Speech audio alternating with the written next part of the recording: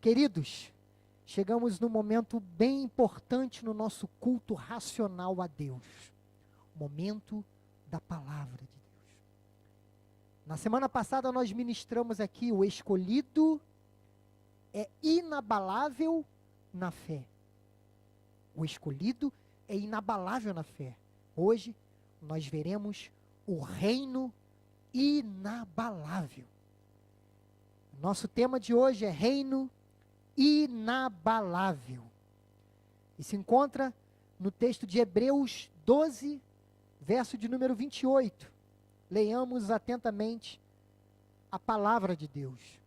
Por isso, recebendo nós um reino inabalável, retenhamos a graça pela qual sirvamos a Deus de modo agradável, com reverência e santo temor.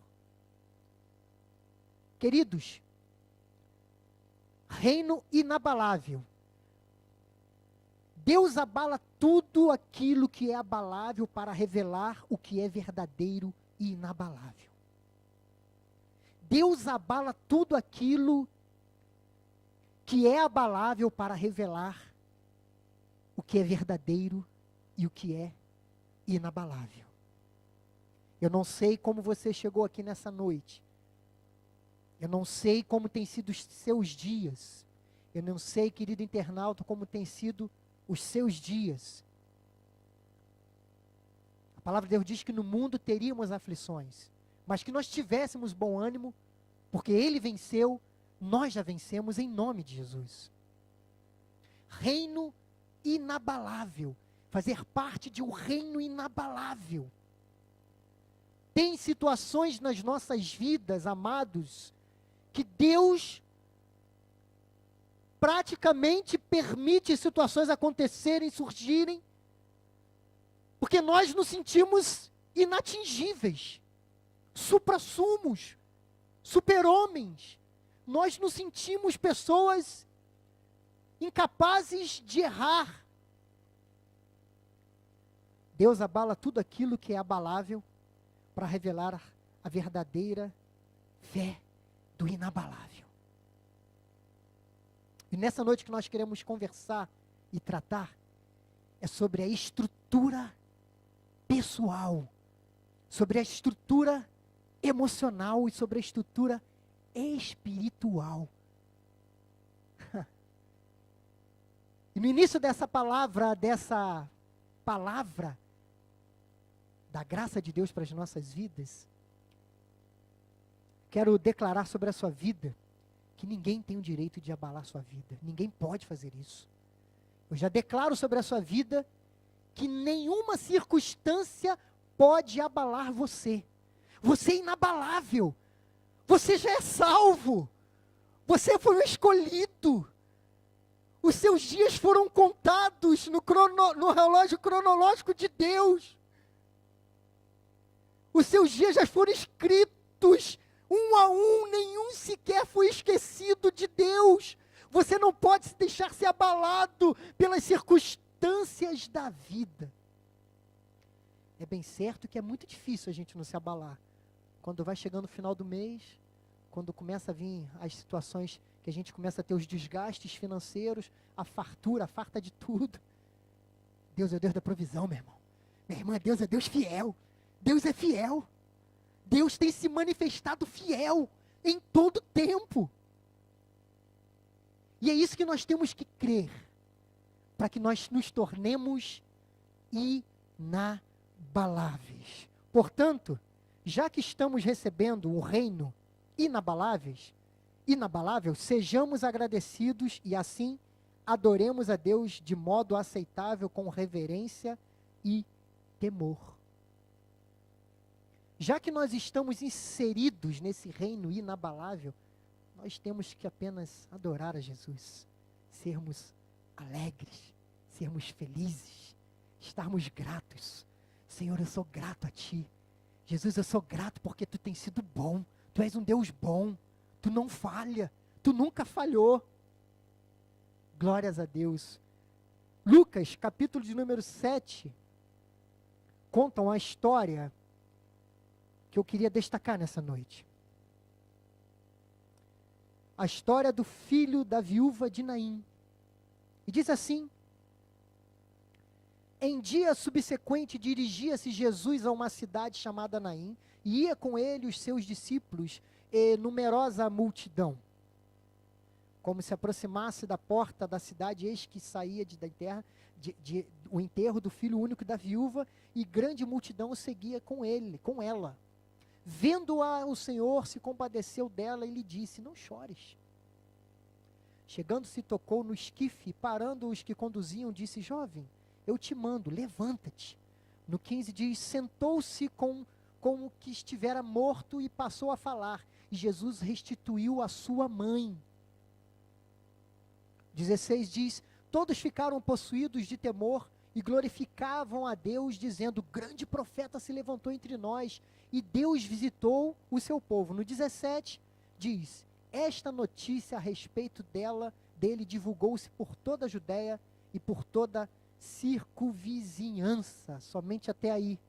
Amados, essa história, ela nos revela, ela nos mostra por que nós temos que ser inabaláveis. Por que nós temos que crer que nós estamos aliançados, alicerçados em um reino que é inabalável. A história conta que essa mulher, que já tinha sido vítima ou passado por uma situação desastrosa de perder o seu marido, e agora encontra-se num cortejo enterrando seu filho, jovem. Há relatos que dizem que aproximadamente de 16 a 17 anos, um jovem cheio de vida. E naquela tradição da época, aquele cortejo durava 30 dias. E durante 30 dias, aquele cortejo ficava rodeando a cidade, e as pessoas se juntavam àquele cortejo, e as pessoas iam lá para prestar uma última condolência à família pela perda, pela dor, pela tristeza. Estavam ali e passavam o cortejo no fúnebre todos os dias, e aquela multidão seguia, e quem não tinha familiar, tinha as famosas carpideiras. As pessoas que eram pagas para chorar na ausência de familiares, o que é muito triste. Imagine, pense comigo. Um enterro e não tem uma pessoa sequer. A história dessa mulher era triste demais. Essa mulher perdeu o marido e agora enterrando seu filho, 21, 22 dias, 23 dias, dia após dia, e ela lá: ai meu Deus, Jesus amado, eu estou abalada, eu não sei o que fazer. Quantas de nós nos passamos por isso? Situações que a gente não sabe o que fazer. Não sei o que fazer. Simplesmente, não sei o que fazer. Não sei o que fazer. E a mulher, ainda assim, depois daquele cortejo fúnebre, que aqueles homens que levavam aquele esquife, que naquela época era como se fosse maca de jogo de futebol, quando um atleta de campo cai e fica dois na frente, dois atrás, levando e fazendo o cortejo fúnebre. E aquela mulher chorando, provavelmente seria uma forte candidata a mendigar, porque ela não tinha parente próximo, era uma mulher solitária, e agora perdeu sua única fonte de recurso. A mulher estava com as estruturas abaladas, totalmente abalada, mas a história conta que algo aconteceu diferente. Jesus viu, Jesus olhou, e Ele nos ensina, olhando para esse texto, que nós somos achados por Ele, que Ele nos viu, que Ele nos escolheu, que Ele te escolheu, Ele escolheu você ainda no ventre da sua mãe, e ainda que venha um decreto de morte, um decreto final de vida, Ele é fiel e se levantará com a fidelidade que é caráter dEle, um caráter imutável, um caráter de um Deus fiel e vivo. Jesus olha para aquela situação. Jesus olha. Jesus viu e agiu. Porque a palavra de Deus diz: agindo Deus, quem impedirá? Ninguém, nem a morte. Ele venceu a morte. E ali Ele estava nos ensinando, amados e amadas, nessa noite, querido internauta. Estava nos ensinando assim: olha, ainda não acabou. porque eu detenho a última palavra. Ainda não chegou o fim, porque eu detenho a última palavra. Ah, mas eu estou num cortejo fúnebre emocional, no meu casamento, na minha vida sentimental, na minha vida das finanças, na minha vida conjugal, relacionamento com família, com filho, com mãe, com pai, com amigos, desempregado, desempregada. Eu não sei o que você está passando. E com muita educação, eu digo para você, com muito respeito mesmo, talvez eu nem queira saber, porque eu já sei que você já é vencedor. Não precisa nem contar para mim. Conte para Deus. Só assim, Senhor, eu estou passando por isso, mas eu já tomo posse porque eu sou mais que vencedor. Pronto. Como diz os portugueses, pronto. Boa é ficha, aprendi hoje, bispa. Estou toda hora fazendo, bispa Bia. Boa é ficha. Tá certo? Boa é ficha, qualquer coisa, não, para com isso, menino. Boa é ficha, para com isso, rapaz. Sou meio roceiro às vezes. A origem da roça não deixa. Aí começa a ficar vermelho, assim, sabe? Começa a ver a hora da roça, assim, né? Que é pessoal que acorda às 5:30 da manhã com aquela botina grande, assim, calça xadrez, sabe? Vamos com a enxada trabalhar. É assim, irmã. Mas o que eu quero te dizer nessa noite é que Deus escreveu a tua história. Escreveu a história daquela mulher. E todos decretaram o fim. Mas Jesus disse, não é o fim. Jesus disse, não é o fim não. Jesus entrou e agiu, foi lá e tocou no esquife, naquele caixão. O menino ficou de pé. Pausa. Stop. Em inglês. Em português, pare. Falar desse menino. Um jovem cheio de vida.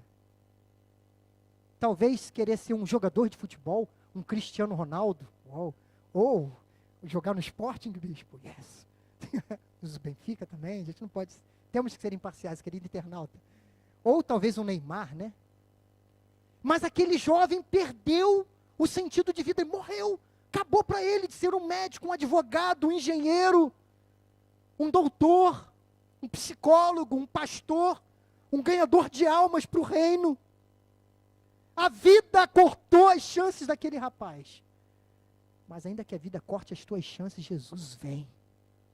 Jesus vê. Jesus age. Jesus viu. Jesus fez. Jesus agiu. Agindo Deus, quem impedirá, meu irmão? Jesus viu aquela situação. Tocou naquele caixão. O menino levantou.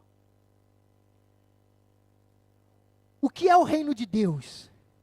O reino de Deus é amor, é graça, é fé, é justiça. Jesus olhou para aquela situação da viúva e teve amor, íntimo amor, e entendeu aquela situação e resolveu. Ainda que as circunstâncias sejam um decreto de morte, seja impossível aos olhos humanos, Deus te escolheu, Deus me escolheu, Deus nos escolheu, Deus não desistiu de mim, Deus não desistiu de vocês, Deus não desistiu de nós. Deus não desistiu desta igreja, deste lugar, deste local, dessas paredes deste local. Muitos ainda vão entrar aqui, muitos que estão à beira do caminho, vão retornar. Nada pode abalar um reino firmado em Deus, firmado na palavra, firmado em fé, que Deus já fez a boa obra, porque já está tudo consumado. Queria destacar para a gente correr, por causa do horário, vejamos 3 pontos importantes de um reino inabalável. Primeiro ponto, Romanos 8, 31, 39, que diz assim: que diremos, pois, à vista destas coisas? Se Deus é por nós, quem será contra nós? Nem altura, nem profundidade. Para aí, já entendeu a estrutura de um reino inabalável? Não precisa nem correr o versículo, o capítulo, você já entendeu? Você está num reino que é inabalável, nem altura, nem profundidade. Glória a Deus. Nem profundidade, nem qualquer outra criatura poderá separar-nos do amor de Deus, que está em Cristo Jesus, o nosso Senhor. Glórias a Deus. Aleluia. O segundo ponto, Hebreus 12, 28, que diz assim: por isso, recebendo nós um reino inabalável, retenhamos a graça pelo qual sirvamos a Deus de modo agradável, com reverência e santo temor. Amém? E por último, manifestar a alegria, que está no livro de Salmos 16:11, que para mim é maravilhoso esse Salmos, que diz assim: tu me farás ver os caminhos da vida, na tua presença a plenitude de alegria, na tua destra delícias perpetuamente. Amados, 3 pontos para termos um reino inabalável. O primeiro ponto, manifestar o amor de Deus e a fé na certeza de que Ele já fez a boa obra nas nossas vidas. Se Deus é por nós, quem será contra nós? Romanos 8 diz isso: se Deus é por nós, quem será contra nós? Porque o amor de Deus nem altura, nem profundidade há de nos separar. Segundo ponto, manifestar a fé. Hebreus 12:28, gente, sem fé é impossível agradar a Deus. Pratiquemos a nossa fé, usemos a nossa fé com inteligência, guiados pela palavra de Deus. Essa é a real fé inteligente, aquela que é guiada pela palavra de Deus, pela palavra da graça. Amém? Glória a Deus. E terceiro ponto, manifestar a alegria. Salmo 116. Essa é a parte que eu mais gosto. O reino de Deus é um reino alegre. É um reino de certeza, de plena convicção. É um reino de alegria. É um reino que frustra aquelas pessoas de caras azedas. Você já chupou um limão azedo? Já tomou um suco de limão? A irmã ali atrás está com o cara já chupou. Como é que é? Já? Oi, irmã, como é que é o nome da irmã? Yara, já tomou, Yara? É horrível, não tome. Você põe açúcar. Lá no Brasil tem uma limonada que eles chamam de Suíça. Tu já tomou essa? É com a casca do limão, bispo. Jesus Cristo. Não é? Já tomou? Os brasileiros aqui, quantos brasileiros tem aqui? Não é, pastor Wagner? Pastor Wagner está 50 anos aqui em Portugal, não lembra mais não, mas... Já, pastora Sueli, já? Sempre. É bom, mas o treco é ruim pra caramba. É ruim, bispo Rui. O negócio é azedo demais. Se tu deixar para mais tarde para tomar, já era. Tem que tomar na hora, mas o negócio é bom. Então tem gente que toma aquela limonada azeda de 3 dias, quando fica com a cabeça. Meu irmão, o reino de Deus é um reino alegre, porque nós temos a certeza da salvação, fomos escolhidos, achados, no meio de milhares de pessoas. Deus te escolheu, Deus te achou. Você tem motivos de sobra para se alegrar. Olha, você é bem-aventurado em todas as coisas. Antes eu vivia numa prática da lei, pesado, com medo de liderança, medo de pessoas. Ai, Senhor, eu tenho que jejuar, porque senão o Senhor vai me castigar terrivelmente. Hoje eu entendi, entrou na minha cabeça a graça de Deus, como eu sou livre, como eu sou feliz, alegre. Eu entro em casa, às vezes eu estou lá em casa, às vezes está uma fartura, farta tudo, só tem, é a semana do ovo. É farol de jipe, ovo a milanesa, ovo não sei o quê, e é uma benção, glória a Deus, tem muitas proteínas. E a minha família, mas por que você está sempre assim? Está difícil, vamos tentar, não sei, não dá, não quero, não sei. Porque a gente é feliz, porque isso aí não importa, porque eu sou cidadão dos céus. Isso aí vai passar, e no dia seguinte passa. Tem lá um bife, lá um negócio mais maneirinho lá, um negócio chique. Yes. Como é que é, pastor? Como é que o pessoal fala nos Estados Unidos? Você falou ali atrás, a expressão tamo junto, como é que é? All together. Quartas com vida, alegria de Deus. O reino inabalável é um reino que tem alegria. Meu irmão, se você está alegre, ninguém te abala. Já ganhou uma notícia boa? Já teve uma notícia boa? Quantos aqui são pais ou mães? Quando nasceu alguém, ou é avô, ou é avó, é tio, não é uma alegria, uma criança dentro de casa? É uma alegria. Você pode estar com a conta da luz atrasada, tudo atrasado, mas se você tem criança para lá e para cá, a casa é alegre. Porque criança não entende nada de negócio de conta aí, de conta bancária de dinheiro. É alegre, corre para menino, corre para lá, corre para cá, para menino. É assim. O reino de Deus é inabalável. A gente está tentando mostrar para vocês, com bastante alegria, até dizendo assim, o pastor está falando, mas meu irmão, porque a gente tem que ser feliz. Rasga o protocolo, rasga assim, faz assim, rasguei o que eu sabia, pronto, chega. Porque eu sou feliz, o resto não importa. Ou você quer ser sério e não ter uma vida abundante com Cristo? É simples. Alegria. O reino de Deus é inabalável. As pessoas não entendem. Fiz de tudo para destruir aquela mulher, aquela família, aquele casamento, aquela história. Fiz de tudo para destruir aquela pessoa. Não consegui. Ela vive sorrindo. Como eu vou conseguir? Não vai conseguir.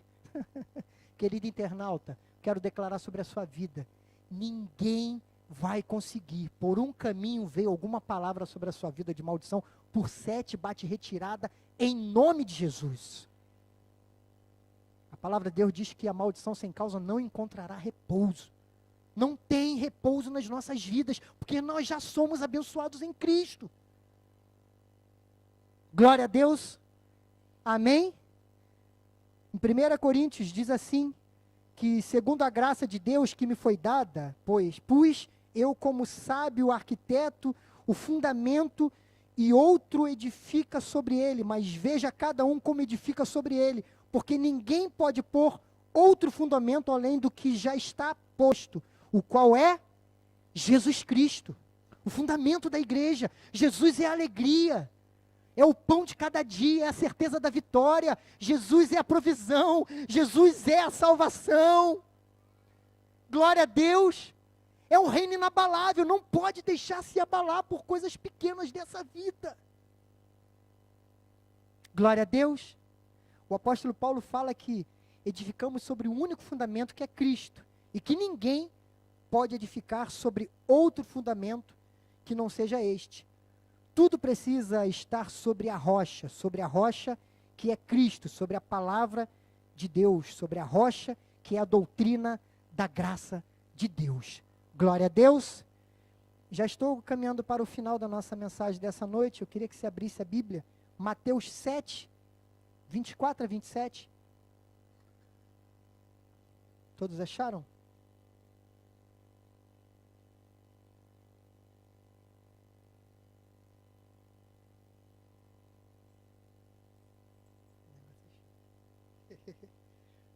Glória a Deus. Diz assim: todo aquele, pois, que ouve estas minhas palavras e as pratica, será comparado a um homem prudente que edificou a sua casa sobre a rocha. E caiu a chuva, transbordaram os rios, sopraram os ventos, e deram com ímpeto contra aquela casa, e ela desabou, sendo grande a sua ruína. Amados, nas últimas palavras de Jesus no Sermão da Montanha, Jesus diz claramente a respeito de se colocar em prática as ordenanças que ele havia dito a respeito do reino. Sábios classificados, aqueles que ouvem a palavra e as praticam, e insensatos, aqueles que ouvem e não praticam. Aqueles que ouvem a palavra e são edificados sobre a rocha, pode vir a chuva, transbordar os rios, os ventos soprarem, não serão abalados. Mas aqueles que não forem fincados na rocha, esses serão abalados. 1 Pedro diz, 4:5 diz assim: para uma herança incorruptível, sem mácula, incercível, reservada nos céus para vós outros, que sois guardados pelo poder de Deus, mediante a fé, para a salvação preparada para revelar-se no último tempo.